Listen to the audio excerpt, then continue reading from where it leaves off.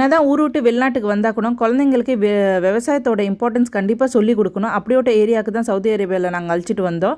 அங்கே என்னென்னா அழகாக ஃபார்மிங் பண்ணிட்டு இருந்தாங்க. எதுவுமே கெமிக்கல்லாம் ஸ்ப்ரே பண்ணாமல் எல்லாம் ஆர்கானிக்காக பண்ணியிருந்தாங்க. அங்கே மாடு, கோழி, ஆடு, கேமல், ஹார்ஸு எல்லாமே இருந்துச்சு. ஈவன் புல் நம்ம ஊரில் எப்படி கட்டி வச்சுருப்போம் அதே மாதிரி அங்கே கட்டி வச்சுருந்தாங்க. ஈவன் பால் கேனு, மாட்டு வண்டி, மாடுக்கு தனியாக தொட்டி மாதிரி அழகாக கட்டி வச்சுருந்தாங்க. இதெல்லாம் பார்க்கவே ரொம்ப ஆச்சரியமாக இருந்துச்சு. ஈவன் நம்ம ஊரில் விவசாயம் அழிஞ்சிட்டு வர நேரத்தில் வெளிநாட்டில் பாருங்கள் அவ்வளோ அழகாக ஃபார்ம் பண்ணிட்டுருங்க. அதனால் குழந்தைங்களுக்கு கண்டிப்பாக இதெல்லாம் சொல்லிக் கொடுக்கணும். ஏன்னா இன் ஃப்யூச்சராக நாளைக்கு அவங்களுக்கு நல்ல விவசாயத்தோட இம்பார்ட்டன்ஸ் கண்டிப்பாக தெரிஞ்சால் தான் நல்லா ஆர்கானிக்காக ஹெல்த்தியாக அவங்களும் வாழ்வாங்க.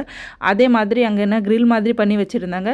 நீங்கள் வீட்டிலேருந்து எல்லாம் மேரினேட் பண்ணி அங்கே குக் பண்ணி சாப்பிட்டுக்கலாம். அங்கே ஒரு ஆளுக்கு என்ட்ரி டிக்கெட்டு, ஒரு ஆள் இல்லை ஒரு காருக்கு என்ட்ரி டிக்கெட் 20 ரியால். அதை கொடுத்துட்டு உள்ளார வந்துக்கலாம். அதுக்கப்புறம் உங்களுக்கு காய்கறி வேணும்னா அங்கே உள்ளார பர்ச்சேஸ் பண்ணிக்கலாம். இந்த வீடியோ பிடிச்சிருந்தால் லைக் பண்ணுங்கள், ஷேர் பண்ணுங்கள். தேங்க்யூ.